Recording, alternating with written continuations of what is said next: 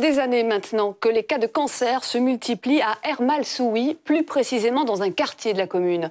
Une vingtaine de cas en 10 ans. On sait que la pollution peut être à l'origine de certains cancers. Les riverains se demandent si cette épidémie ne serait pas provoquée par un ancien site industriel. À première vue, Ermal-Souhi est un charmant petit village où il fait bon vivre. Pourtant, ces derniers temps, l'inquiétude monte chez les habitants. Les cancers se sont multipliés parmi la population et le plus troublant, c'est que les cas semblent se concentrer précisément autour de la même rue. On arrive quand même à plus de 20 cas de cancers de différents types.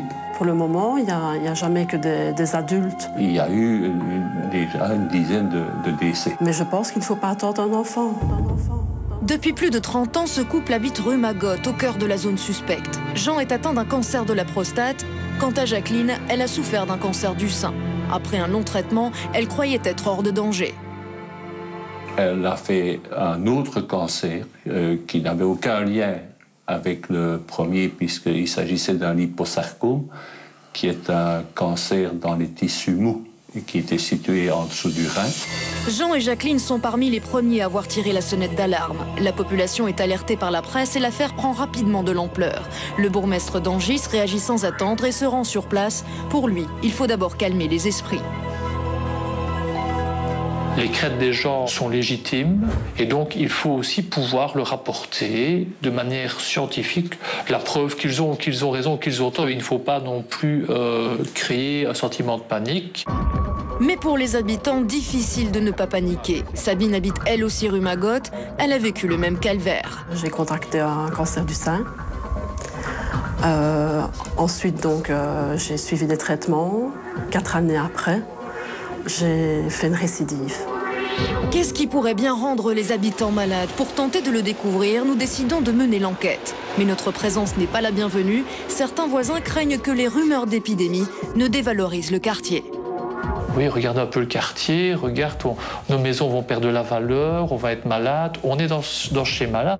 Pour les habitants qui acceptent de témoigner, les soupçons convergent en partie vers ce terrain vague situé sur les hauteurs du village.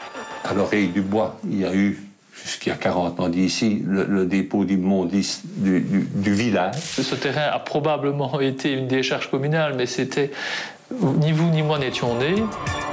Une fabrique de béton s'est ensuite installée sur le site. L'usine a aujourd'hui déménagé. Depuis son départ, une analyse du sol a été effectuée. Qu'est-ce qu'on a trouvé comme polluant sur ce terrain? Principalement du zinc, du cadmium à certains endroits et des huiles minérales. Ces produits sont bien des polluants, mais leur concentration est si faible qu'il n'y aurait aucun danger.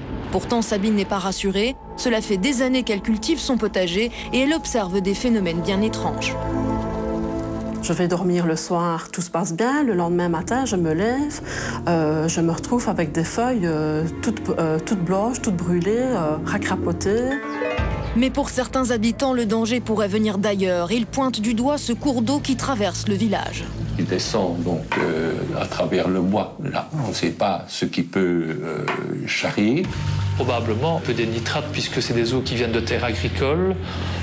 Pour le reste, je ne vois pas très bien ce qu'on pourrait y retrouver. De toute manière, l'eau qui se trouve dans ce ruisseau n'est pas une eau potable, donc logiquement les gens ne doivent pas la consommer.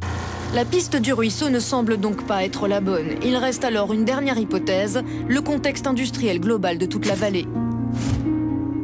Nous sommes situés dans le sillage des vapeurs de la centrale nucléaire. Nous avons quand même aussi, nous sommes très proches de quelques mètres d'un pylône à haute tension. En face, de l'autre côté de la Meuse, il y avait les usines, ce qu'on appelait la vieille montagne, les usines où on traitait le zinc.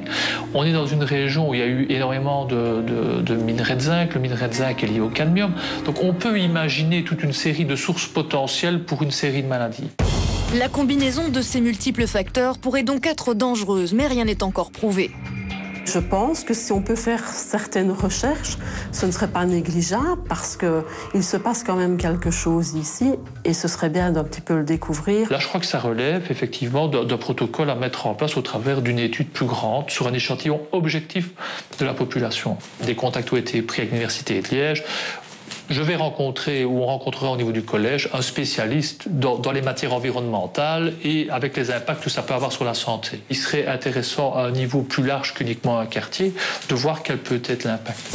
Pour être définitivement fixé, il faudrait entreprendre une étude épidémiologique. Mais ce genre d'analyse coûte cher et la décision ne peut pas être prise au niveau local. Si elle le souhaite, la commune devra donc avertir les autorités fédérales pour enfin peut-être percer le mystère.